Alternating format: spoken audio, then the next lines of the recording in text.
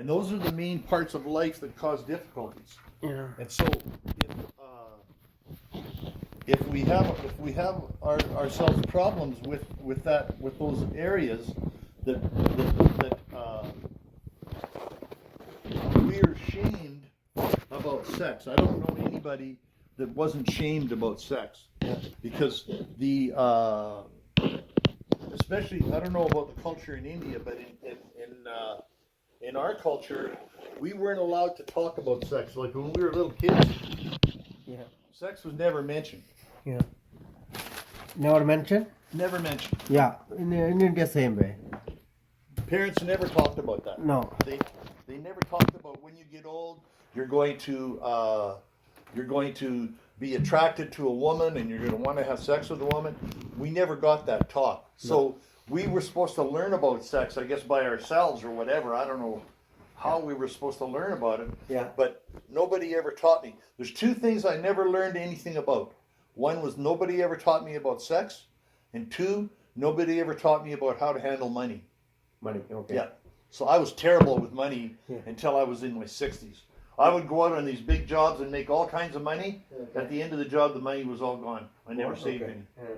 because I didn't know how to handle money. Yeah. I'm better with money now, but when I was young, it used to make me feel like a fool. I would go on a job and I'd be making like $1,500 a week, working 6 days a week. On this one job, I was running a packer, and at the end of the job, I had $500 left out of my last check. And I just felt like such a fool because all that money was gone, but I didn't buy anything particular with it. I didn't buy a car, I didn't buy clothes. It just pissed away. I pissed all the money away. And I used to feel really bad about that.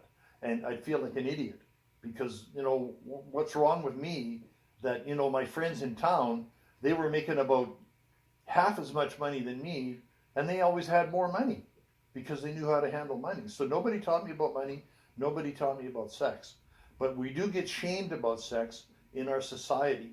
And I think that I don't know what it would be like to have natural sexual desires and not feel that they were bad. I always got the feeling sex was bad. Whenever anything would come on, we weren't allowed to look at porno mags, like Playboy and Penthouse. They didn't show the pussy back then, just the tits. We weren't allowed to have any. If you got caught with that, that would be very bad because it's about sex. And so we have all these guilty feelings about sex. I don't know what it would be like to grow up and think that sex was normal. I mean, it is normal, but we never were taught it was normal. We were always taught that there was something bad about it, that you're not supposed to talk about it. You're not supposed to look at your sisters or the girls at school when they grew tits. You're not supposed to talk. If you did that, if you looked at them, you could look at them and say, oh, she's got big tits. But you couldn't talk about that.